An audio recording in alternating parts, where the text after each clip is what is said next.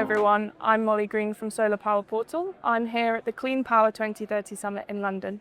I'm joined by Gareth Williams, who's Commercial Director of Alt Group. Gareth, could you introduce the company and what you do? Yeah. Hi, I'm Gareth Williams. I'm the Commercial Director of Alt Group.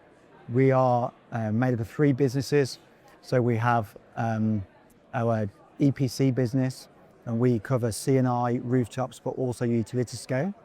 So we are the largest UK-based privately owned EPC in the country. We have our asset management and O&M division as well. And we have, which is unique to us and unique to the industry, we have our own in-house manufacturing business. We manufacture ground mount frames and solar carports, and that's manufactured in the West Midlands in Cradle Heat, actually. Brilliant. So onshoring to the UK. Exactly. Within all of that, what are some of the barriers that you are coming up against?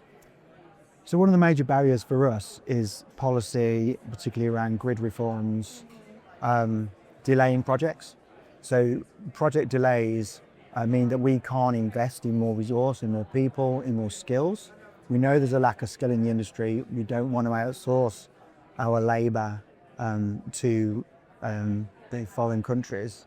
We want our labour to be UK based, and most of it is. We've got in-house design capability. We've got in-house project managers, site managers. A lot of our mechanical team are in-house. Our engineering team's in-house. But on the larger projects, we still have to outsource the portion of labour. And we want to grow that in-house resource, but as projects keep getting delayed, we can't do that. Yeah, and I think the skills gap is something that's discussed a lot. There are various government initiatives sort of meant to be targeting it, but could you tell us a bit more about the way that that lack of skilled workers is kind of manifesting in your day-to-day? So we have particular issues around mechanical build, particularly on the larger scale projects. It's not just the lack of skill, it's also the cost that we are being forced to build for by the IPPs and developers, because it just doesn't, their financial model will not work at the cost that we would need to build for using 100% UK labour.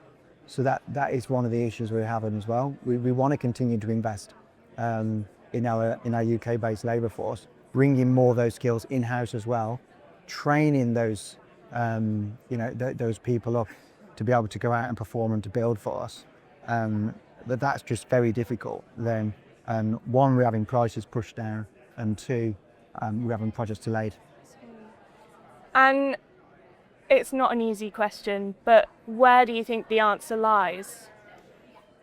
It is a hard question, but I think a lot of it comes down to working capital and bankability. You know, if we had a working capital facility, we are privately owned, we're privately funded, we have no debt in the business, and cash flow becomes a challenge. And as projects get delayed, then that even impacts us more and stifles our growth. So if we had some sort of government backing or do the energy backing, even when it comes to bonds as well, to enable us to be more bankable, to enable then IPPs and developers to appoint us as EPC rather than the larger European-based EPCs, then that would be really, really useful. Mm-hmm. Well, it's interesting to hear, with so much of the clean power mission being centred on energy security and domestic supply. It's interesting to hear that some of those policies still are making it difficult for UK-based companies to continue. So there's that policy side. Is there anything else sort of from the IPPs or the clients that you're working with that is also helpful? I think that we need to get the message out there that we are here, and not a lot of IPPs and developers actually know that Alt Group exists in the UK. We're up to 80 people now. We'll build 200 megawatts this year, which doesn't sound like a huge number, but for a UK-based EPC, that's a lot of megawatts. So I think getting the message out there, come and talk to us. We do have the ability to put bonds in place. They're expensive. We can compete with the big European EPCs. and that's what we're here for. We want to grow that team. We want to grow resource. We just need them to trust. Come and find out what we do.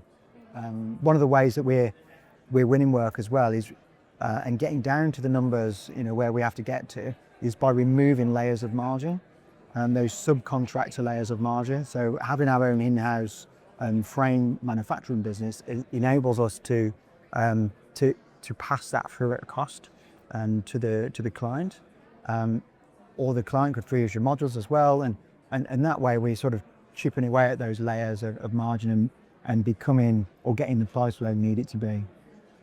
Brilliant. Well, that's really interesting stuff, and I'm sure we can expect to hear from you very soon.